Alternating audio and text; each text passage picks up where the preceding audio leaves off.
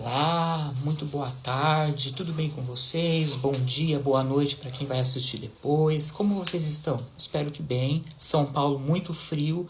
A tendência de hoje, de noite à noite, é piorar o frio hoje, amanhã.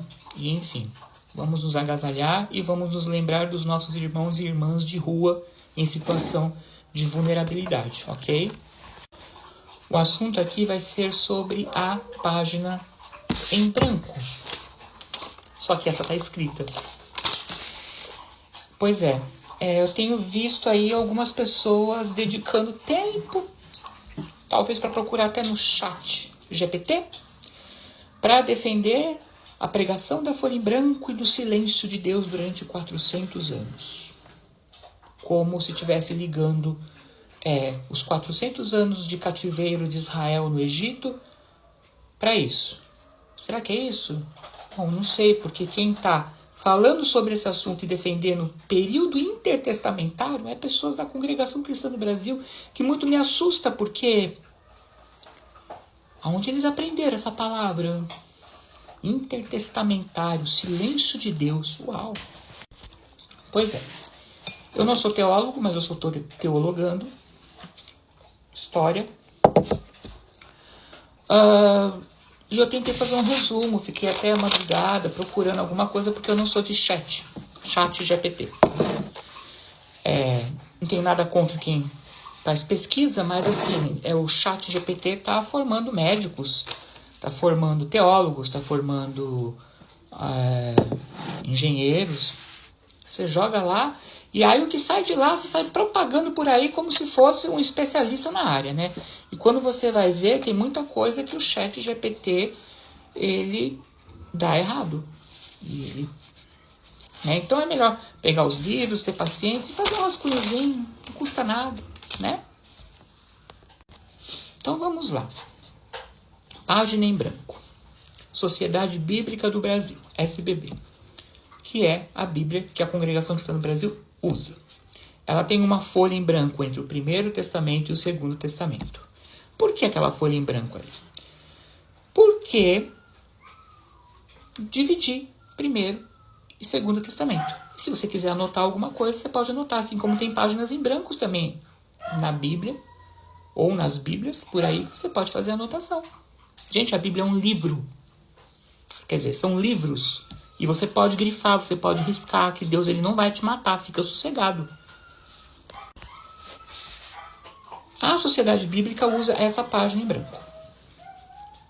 A Sociedade Bíblica Trinitariana, cuja qual é Almeida Corrigida Fiel, porque a Sociedade Bíblica é Almeida Corrigida, ou Almeida Corrigida Atualizada, ou AA, Almeida Atualizada.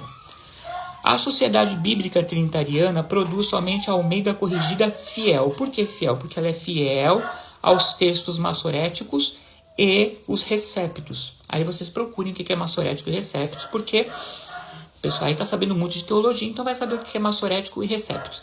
Então, a ACF, a Corrigida Fiel, ela é a queridinha de todas as pessoas que fazem teologia ou que gostam mesmo da linguagem dela, porque ela está muito fiel e porque ela é fiel mesmo.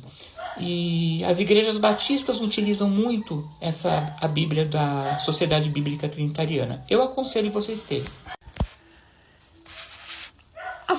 Então, a Almeida Corrigida Fiel da Sociedade Bíblica Trinitariana, ela já possui 4 folhas em branco entre o Primeiro e o Segundo Testamento. Pois é. Por quê? Porque isso é um costume da Reforma Protestante. Não é nada teológico, não é nada que Deus mandou colocar, não. É um costume, é como se fosse um respeito, tá? E a Sociedade Bíblica Trinitariana coloca 4, por quê? Porque dizem ser 400 anos, não é? E então ela coloca 4, ela não coloca uma. Aí se manda ler a folha em branco da Sociedade Bíblica Trinitariana, qual que a gente vai ler? Qual que Deus revelou? E aí? Tem mais uma coisinha que eu queria mostrar para vocês. Essa aqui é uma das, tá? É a Bíblia Judaica completa. Ela é completa por quê? Porque ela tem o Primeiro e o Segundo Testamento. Eu vou mostrar para vocês aqui uma coisa. ela está formatada em ordem cronológica. Sabe o que é ordem cronológica? No seu devido acontecimento e tempo. Então, a Bíblia, ela termina em Crônicas e não Malaquias. Essa é a verdade. É em Crônicas, segundo Crônicas, e não Malaquias. E aí, você vem aqui, não sei se vocês vão conseguir ver, Mateus. Preciso falar mais alguma coisa? Ou vocês já conseguem deduzir o que acontece? A Bíblia, ela é uma biblioteca, são livros, mas ela tem uma ordem. Por isso que se você lê um texto fora de contexto e fora até da história, você faz barbaridade em nome de Deus, em nome da Bíblia. Como palavras no Novo Testamento que estão forçando o texto a dizer aquilo e o grego não está dizendo aquilo. Então, a gente precisa tomar muito cuidado, porque quando você defende uma pregação de folha em branco, você se empenha em defender e falar que é o Espírito Santo que está falando, você está anulando tudo isso aqui que Deus já falou. E não tem essa história de Deus ter ficado quieto, porque Deus ele já tinha revelado a Torá. O que mais Deus tinha para falar até vir o que nós vamos falar agora? Então, o que nós vamos falar agora é sobre esse período intertestamentário, ou silêncio de Deus, coloquem isso na cabeça. Fiz um pequeno resumo, tá? É um período de 400 anos antes de Cristo até o início do 4º ano antes de Cristo. O que aconteceu nesse período? Dominação persa, que é depois do exílio babilônico, os judeus eles retornam para Jerusalém e reconstroem o templo sob a liderança de Zorobábel e Esdras. É fácil. Esdras está em que livro? Zorobábel está em que livro? Essas personagens da Bíblia. Você vai lá procurar. É ordem cronológica. Vocês entendem? Foi nesse período a reconstrução do segundo templo. Depois o que acontece? A dominação grega.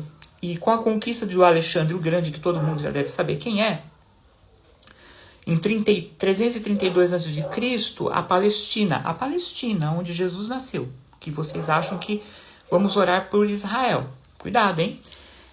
Ficou sob o domínio grego, o que trouxe uma mudança cultural e religiosa muito grande e forte. Depois nós temos a dominação romana, que foi depois da morte do Alexandre o Grande. A Palestina ela foi disputada por vários líderes de várias nações, até que os romanos conquistaram a região em 63 a.C. Percebem até aí quanta coisa já aconteceu nesse período de silêncio de Deus e período intertestamentário? Será que foi um silêncio mesmo? E aí o que acontece? Acontece o quê? Desenvolvimento das religiões, culturas. E aí entra o sincretismo, porque a influência grega levou um sincretismo religioso muito forte com a mistura de crenças judaicas e pagãs. Então se misturou muita crença judaica e pagã. Nesse período se desenvolvem as sinagogas. Aqueles judeus que permaneciam fiel àquilo que estava na Torá, né? Criaram as sinagogas, que viraram verdadeiros centros de adoração e de estudos da palavra de Deus, da lei, né? E aí surgem escritos apócrifos dos 1º e 2º Macabeus, Salmos de Salomão, Sirace de sabedoria. Esse período é importante para falar do nascimento de Jesus e o ministério dos apóstolos. Nesse tempo, as expectativas messiânicas elas aumentaram em ver um Messias montado num cavalo com uma coroa e uma espada, destruindo tudo e todos os inimigos de Israel. E é isso. Desenvolveu-se muita coisa, então estou fazendo um resumo. Fica aí para vocês alguns clássicos, para vocês procurarem livros, o período intertestamentário de F.F. Bruce, uma visão clara e concisa, História de Israel, de John Bright, que cobre a história de Israel desde os tempos antigos até o período intertestamentário, e o Mundo do Novo Testamento de Bruce Metzger. E também existem artigos acadêmicos muito bons para quem gosta procurar, que inclusive esses dois